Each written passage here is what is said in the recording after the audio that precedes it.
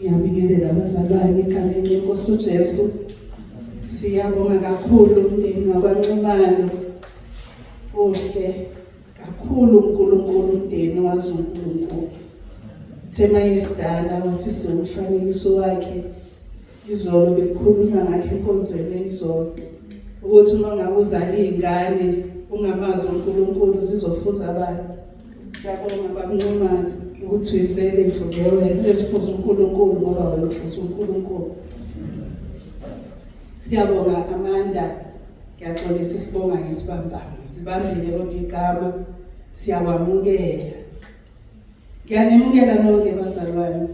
Siyamthanda kakhulu uNkulunkulu osivusile, wasiletha siqhamuke emakhaya ahlukene. Sidlule ezinkingeni ezihlukene. Sidlula ezineni ezihlukene. uNkulunkulu emunye, uNkulunkulu enomusa, usithandile. Siyambonga kakhulu uNkulunkulu. Enhlizweni yami ikhona nje leli culo lithi umkhulu Simakade. Nje lonke leli viki ngithi mangivuka ngizwe sengiyacula. Angazi ukuthi kodwa mhlawumbe ngibheke emuva la uNkulunkulu esiba namkhona. Ngibona isimanga uNkulunkulu angenzela sona. Ngibheke ku7 bazalwane kunengane enothi enginayo lapha ekhaya ehlala njalo ingikhumbuza ukuthi njalo sowugugile. Ngizoyithini bazalwane le ndaba ngibika kini ke namhlanje. Uyamkhumbuza njalo ungacabanga ubona ungangathi usugugile. So ngiyabheka nje ukuthi bazalwane umusa ongaka uNkulunkulu angenzele uyoma ngithini kuye uma ngidluleke endleleni. Uthi ohlabelelayo la uthi ngisize Nkosi umgcine ngingakuhluphe endleleni ngoba ngiyofika ngithini. Umusa ongaka bazalwane. Awubheke nje ukuthi kukhona isikhathi la ufika ungazikhona ukuthi liyaphuma noma liyashona noma ngizothini mase ngilambile ukhale umama kuphukudla kuphe lokho kufanele. Ungasho ukuthi mama sengidelile ubisi. Kodwa uqhubeke kulokhu ukhalile nje umulambile akunike okuqinaqinile. Agcine sekunikeza inyama siqala nethambo. Aqala akunika ithambo ulifamfathi ithambo ebese kunika inyama esobona ukuthi awuzuphindeka.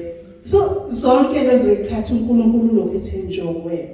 Imagine cabangani umusa kaNkulunkulu. uNkulunkulu lokhethe nje njongwe. Uthi noma uqala ukuhamba uyawa uNkulunkulu athi njongweni asusitshe ebelizokulimaza. Uwele endaweni engenalutho uyiswe ubala. uNkulunkulu eqinise ekhole endlini. Siyofika esithini bazalwane? Mhlambe besingabuyela nje uJesu. Mhlambe ubungathi nje uma ubheka ekseni uvuka uthi Nkosi ngikhetha ukuhamba nawe namhlanje. Mhlambe besingake simbheke nje uJesu. Simbheke ehlupheka esifele esiphambanweni.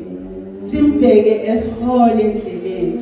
Simbheke esithwala sesingasakwazi ukuyihambela. Sike simbheke nje uJesu. Kule nkonzo nje angazi kuzokhulunywa ngani uzothini uNkulunkulu ukuthini. Kodwa ke sibheke uJesu bazalwane. Sike sibheke indlela ayihambile, sibheke ukuhlupheka, uke walamba, uke wangena emkhosini, uke walingwa, uke wangabi nakho kokugqoka. Uyabona izinto eziningi ezenzekile uJesu.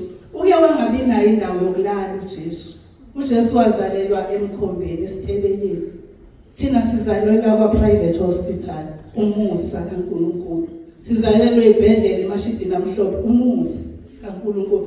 Kodwa uJesu yena akakutholanga lokho. Kodwa ngenxa yethu wakwenza konke okubuhlungu ukuze nathi sikwazi ukungena ubuhlungu. Angazi ukuthi kungani ngibe lapho, kodwa ngibheka ukuthi uNkulunkulu mkhulu kangakanani ngasempilweni yami, Jesu Kristu Nkosi.